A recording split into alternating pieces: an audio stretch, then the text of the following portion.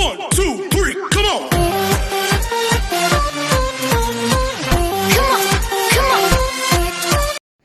Hello beautiful people! Welcome back to my channel. This is your Mama Sam. Hola mga amigo, amiga, kumare at kumpare. Kamusta kayong lahat? Sana lahat po kayo ay okay at safe ngayong araw na to. At syempre kung ako naman ang tatanungin nyo, nakikita naman ninyo ang beauty ng Mama Sam ninyo. Fresh overload pa rin, di ba? Ganyan talaga kapag umiinom ka ng maraming vitamin C at saka syempre, kumakain ka ng maraming hotdog. Dahil sa hotdog, nakakaloka ang beauty ng Mama Sam ninyo. So, yon. So, kamusta naman kayo mga amigo, amiga, kumare at kumpare? Sana lahat kayo ay okay na okay at safe ngayong araw na to. So, happy Thursday po sa inyo lahat. Ang bilis ng araw, no? Parang kailan lang nagdiriwang tayo ng New Year, Christmas, Valentine's. Ngayon, eto na. So, nasa July na tayo at weekend na naman. Di ba? So, yon. Pero syempre, tuloy-tuloy lang ang laban. Syempre, excited tayo sa mga kaganapan na magaganap ngayon dito sa mundo ng pageantry. Isa na nga dyan mamaya ang coronation ng Mr. Supranational na nakaka-excite. Dahil naman talaga naman, grabe. So, dikdikan ang labanan at isa nga sa mga pinakamalakas na kandidata ngayong round na ito ay si Mr. Philippines. Siyempre na-excite tayo kung saan nga ba makakarating ang pambato natin sa supranational na si Brandon Espiritu. Pero syempre lahat kayo ay iniimbitahan ko na sana please keep supporting si Brandon Espiritu dito sa pagboto natin sa Mr. Supranational. So paano kayo boboto? Napakasimple lang guys. Punta kayo sa tawag dito, mag-download kayo ng Supranational and then punta kayo sa Supra Fan Vote and then iboto po ninyo ang Philippines. At isama nyo na rin syempre si Alitea, di ba? So yun, so good luck kay Brandon and good luck sa atin lahat. So eto na nga, sabing gano'n si Brandon ba ay possible ba na makapag-uwi ng corona ngayong taon na to dito sa Mr. Supranational? To be honest guys, tulad nga ng sasabihin ko paulit-ulit na malaki yung chance natin sa corona. So, si Brandon, nakikita ko kung hindi to runners-up title to. So, yon. But, malaki yung chance niya na ito ang kauna-unahan na makapag-uwi ng corona sa ating bansa ng Mr. Supranational. Kasi iba talaga yung dating ni Brandon lumalaban. Pat hindi ko lang alam kung ang hurado ba ay napipisil siya. So ayun na lang yung magiging hadlang para makuha natin yung corona sa hurado, di ba? But kung performance ang pag-uusapan, malinaw at nakita ng dalawang mata natin na lumalaban naman talaga ang Brandon Espiritu, di ba? So sabing gano'n, kamusta naman daw si Alitea? So si Alitea ba, kakabog ba? To be honest, si Alitea, medyo yung laro niya, gewang-gewang kung titignan mo. But nandoon na syempre dapat magtiwala lang tayo sa pambato natin. Keep supporting her kasi syempre yun naman talaga yung importante. And tignan natin kung ang game ba niya ay papatok ba sa panlasa ng mga hurado at kung magpapasabog ba siya sa coronation sa darating na Saturday. So malalaman natin yan lahat. But nandoon ako sa laro ni Alitea, medyo nakaka-excite kasi parang magdadalawang isip ka na mananalo ba to o matatalo ba to. So yun lang yun talagang pagpipilian. But naniniwala ako na ginawa ni Alitea yung best niya sa paraan na alam niya. So, tignan na lang natin kasi ang nagpaghuhusga ay nasa hurado. Maraming kumakabog dito sa Supranational. But Team Philippines, iba yung spirit nilang dalawa eh. Medyo nandoon sila sa laro na parang laban na laban talaga sila. Kahit na yung mga tao ay nagdududa do sa laro nila, pero silang dalawa parang alam mo yun, nasa strategy game sila na sige, ilaban natin to, push to, ganon. So yun, so tignan natin kung ano ang kahantungan ng Team Philippines dito sa Mr. Supranational at Miss Supranational ngayon taon na to. So yun, good luck sa Team Philippines. At syempre, ito din, good luck din sa mga kandidata na Miss Universe Thailand dahil ang kanilang preliminary competition at coronation night ay kasado na. So magaganap nga ang prelim para sa mga kandidata ng Miss Universe Thailand. Ng Miss Thailand Universe ay sa, kailan ba to? Sa July July 12 ang kanilang preliminary competition with national costume. Ang kanilang coronation naman ay magaganap sa July 14. So, I'm so excited dahil dadalo ako dyan. Charot! So, yun. So, ito yung dadaluhan kong event nila. So, ano to Friday. So, makakadalo ako. Laban. Ako, para sa akin, yung mga kandidata dito sa Miss Universe Thailand ay talaga namang masasabi natin na palaban, lahat sila umaarangkada at talaga namang masasabi ko malaki ang chance ngayon ng Thailand na may uuwi nila ang corona ng Miss Universe kasi kung sino man yung mananalo diyan parang pili ko lakas ng laban talaga nila sa sa Miss Universe kasi grabe yung mga kandidata palaban at talagang umaarangkada talaga ng bonggang-bongga. But tingnan natin, good luck sa Thailand, di ba? And then dyan din nila kukunin ang panlaban nila sa Miss Cosmo International. Nako, sino kaya to? Alam niyo sa totoo lang guys, dadalawang isip ako kung si eto bang si Oppo ay magiging Miss Universe Thailand or magiging Miss Cosmo International. O ganon ang ang magiging dating niya kasi yung ganda hahabulin nila yung ganda ni Atisa Manalo for sure.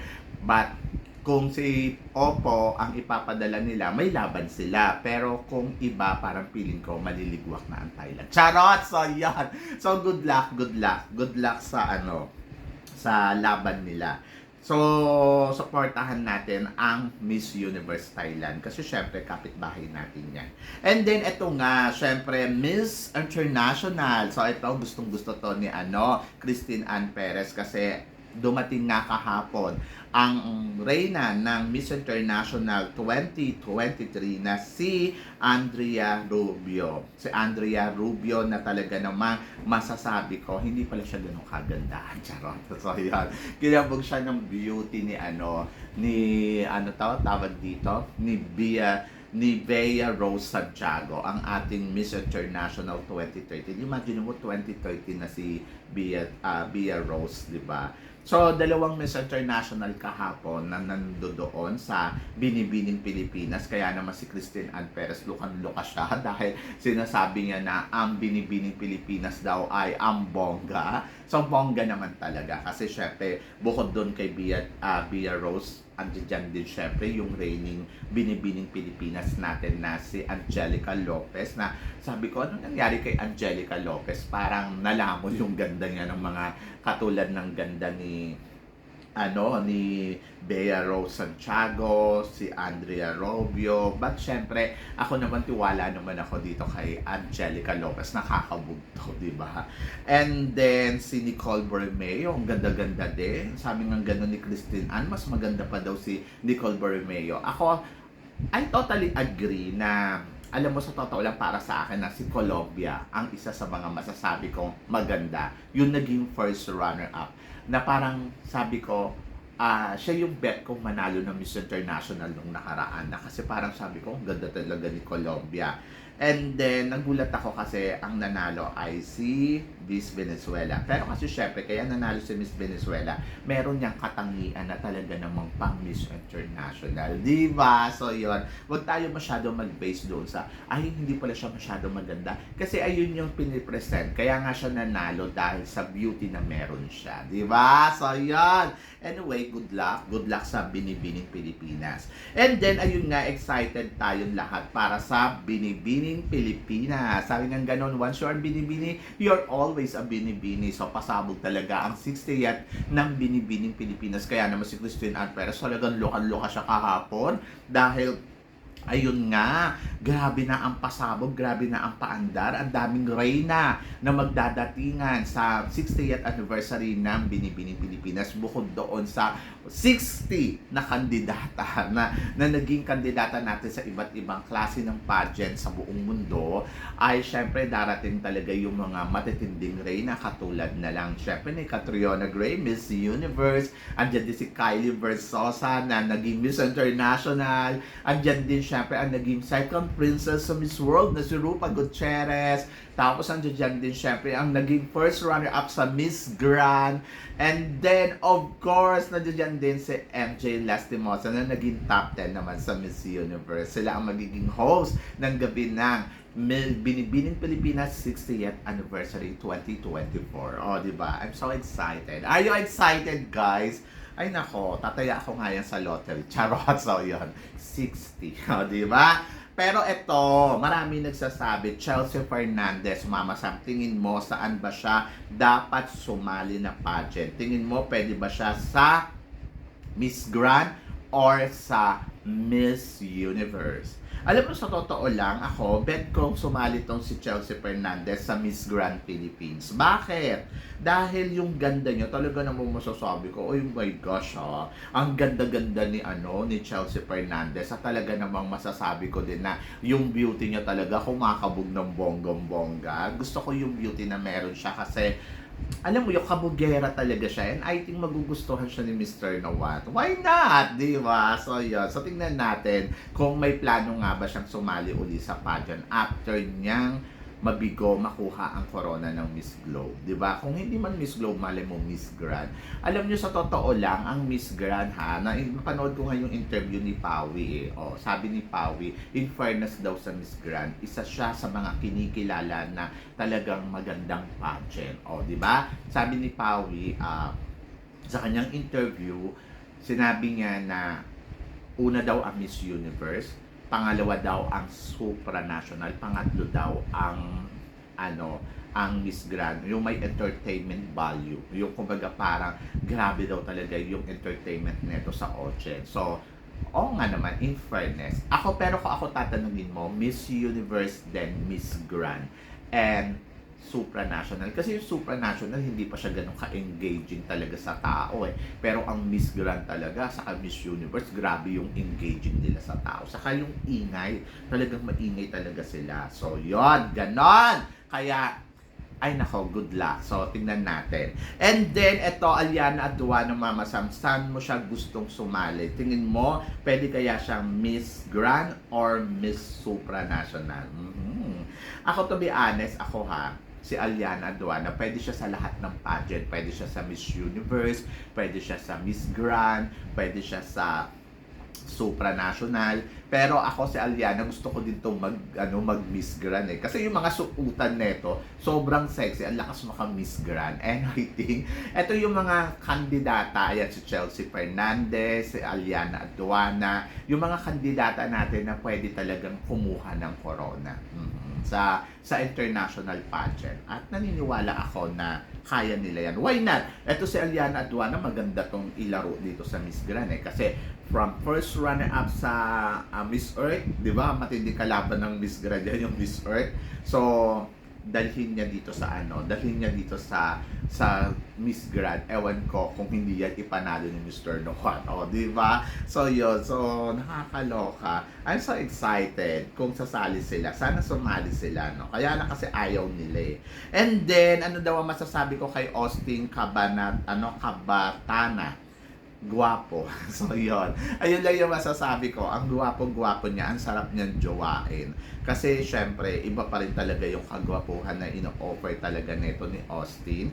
At sana sumali pa siya sa mga iba pang pageant. So, yun. So, ngayon nag-aartista na siya, diba? So, good luck. Pero, eto, sabing ganon, patindi ng kalaban ng Miss Universe Philippines sa Miss Universe. Ito daw yung mga matitinding kalaban ni Chelsea Manalo. Si Miss Venezuela, Puerto Rico, Zimbabwe. So, do you agree? So, ako para sa akin, yes, malakas tong si Venezuela. Naniniwala ako na kaya ni Venezuela manalo ngayon dito sa Miss Universe. Si Zimbabwe, magaling to eh. Kudaan. Pero, 50-50 siya sa akin. Si Puerto Rico, interesting. Kasi parang 36 years old, tapos may 3 anak, tapos tingnan natin kung kaya netong tumungtong. So silang tatlo na talagang masasabi ko, mga malalakas. Si Zimbabwe malakas yung com skills nito, saka masyado ditong confidence talaga. Yung confident level niya talagang iba din. So, tingnan natin. But syempre, kailangan pagandaan ni Chelsea Manalo yung magiging katapat niya dito sa Miss Universe kasi iba talaga yung power ng mga to. Di ba? Do you agree guys? Kayo guys, sa tatlong nabanggit natin, sino ang nakikita ninyo na mas kabog at dapat pagandaan ni Chelsea? Para sa akin, ayun nga, si Venezuela. And then, of course, mga Asian beauty sa supranational, kakabog na at magpupukpukan ng todo-todo. So, sino ang malakas talaga sa kanila at sino ang maiiwan sa eksena? Si India, Thailand, Indonesia, Vietnam, Myanmar, Philippines. Ako, to be honest, silang anim, talagang masasabi ko, iba-iba yung laro.